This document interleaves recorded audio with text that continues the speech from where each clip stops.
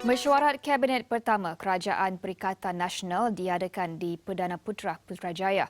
Susulan mesyuarat tersebut, Perdana Menteri Tan Sri Muhyiddin Yassin mengumumkan beberapa langkah bagi mencari hala tuju baharu negara. Kita terus bersama rakan setugas Firdaus Azil di Putrajaya. Firdaus, apa perincian utama sidang media oleh Perdana Menteri selepas mesyuarat Kabinet pertama tadi? Okey, baik, terima kasih Cynthia di Bukit Kewangan. Seperti yang Cynthia maklumkan tadi, hari ini merupakan hari pertama mesyuarat Kabinet selepas terbentuknya Kerajaan Perikatan Nasional yang mana dipengerusikan oleh Tan Sri Muhyiddin Yassin dan dihadiri oleh kesemua menteri yang telah mengangkat sumpah selesai mengangkat sumpah semalam, dan ada banyak perkara yang telah disentuh oleh Perdana Menteri di dalam sidang media pertamanya. Itu antaranya ialah yang menarik perhatian media ialah mengenai penubuhan satu majlis yang dikenali sebagai Majlis Tindakan Ekonomi ataupun EAC, yang mana ia akan dipengerusikan oleh beliau sendiri bersama beberapa lain, antaranya ialah Menteri Kanan iaitu Datuk Seri Muhammad Azmin Ali, juga ada Menteri Kewangan Datuk Seri Tengku Zafrul, serta Menteri yang menjaga hal ehwal ekonomi di Jabatan Perdana Menteri iaitu Datuk Seri Mustafa Mohamed. Untuk perinciannya, kita dengarkan sedikit sedutan daripada kenyataan Perdana Menteri.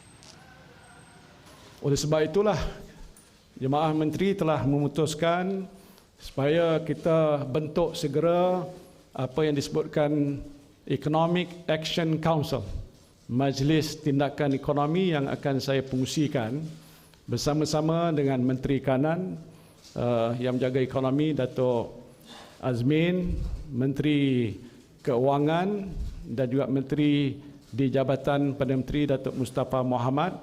Akan ada lagi ahli-ahli yang akan kita pilih yang juga antaranya ialah Governor Bank Negara dan juga beberapa individu yang agak mahir yang kita akan co-op untuk membantu kerajaan bersama-sama menyelesaikan masalah-masalah yang penting dan besar yang sedang pun dihadapi oleh kita pada hari ini.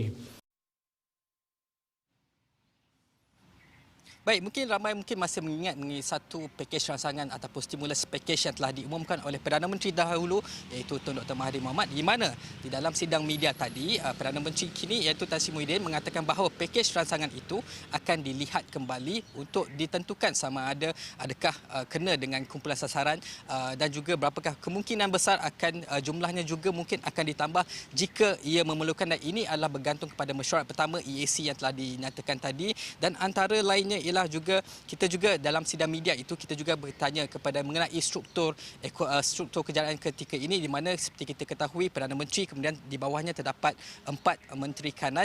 Kita bertanyakan siapakah yang apakah peranan sebenar 4 Menteri Kanan ini, yang mana Tan Sri Muhyiddin mengatakan sekiranya beliau tidak hadir di dalam mesyuarat Kabinet atas sebab-sebab tertentu, maka ia pertama sekali akan dipengerusikan oleh Menteri Kanan yang pertama iaitu Datuk Seri Muhammad Azmin Ali, sekaligus memberi indikasi bahawa walaupun keempat-empat ini mempunyai bidang kuasa yang sama iaitu Menteri Kanan, tetapi ia akan didahului oleh Datuk Seri Azmin Ali. Dan kita juga ada bertanyakan banyak perkara lagi, termasuk bagaimana pula status Tan Sri Muhyiddin Yassin dengan Perdana Menteri terdahulu iaitu Tun Dr. Mahathir Mohamad, kerana kita sudah sedia maklum di mana krisis yang telah berlaku hingga mengakibatkan penubuhan kerajaan baru ini telah kita dapat melihat ada pecahan di antara dua pemimpin utama tertinggi Parti Pembumi Bersatu Malaysia ini, dan ini jawab Tan Sri Muhyiddin Yassin mengenai Tun Dr. Mahathir.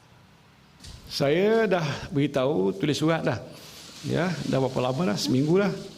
Hantar pada Tun yang saya sebutkan pertama, doa Tun dan keluarga sihat walafiat.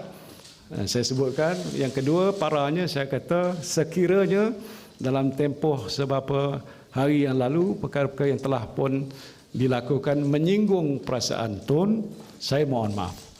Para ketiga, ini saya mesti ingat, saya mohon kalau ada masa untuk saya bertemu dengan yang amat berbahagia Tun. Tapi telah terima jawapan, dia kata belum sampai masa untuk berjumpa.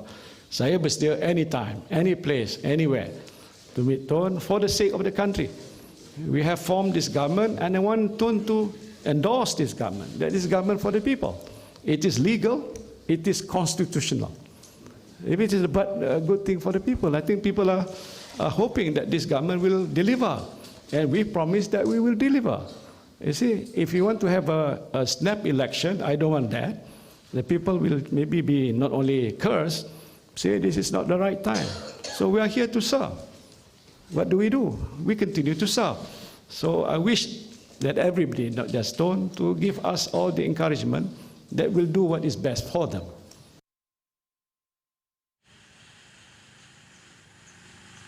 Banyak lagi perkara yang telah disentuh oleh Perdana Menteri, antaranya ialah mengenai perjanjian MA63 memandangkan Datuk Sri Fadilah juga merupakan antara Menteri Kanan, juga terdapat wujudnya satu menteri yang dikhaskan untuk menjaga hal ehwal Sabah Sarawak dan sebagainya, dan juga termasuk mengenai adakah kemungkinan bajet ataupun belanjawan telah dibentangkan untuk tahun ini akan di recalibrate semula rentetan daripada penurunan harga minyak yang daripada 60 USD telah turun kepada 30 USD. Ini semua telah disentuh oleh Perdana Menteri Tan Sri Muhyiddin Yassin, yang mana perinciannya akan kita bawakan kepada dalam buletin jam seterusnya serta laman astroawani.com serta 501 Awani. Jadi buat masa ini dahulu Cynthia, itu saja yang saya boleh kongsikan dari bangunan Perdana Puntera. Kembali pada Cynthia di Bukit Kewangan.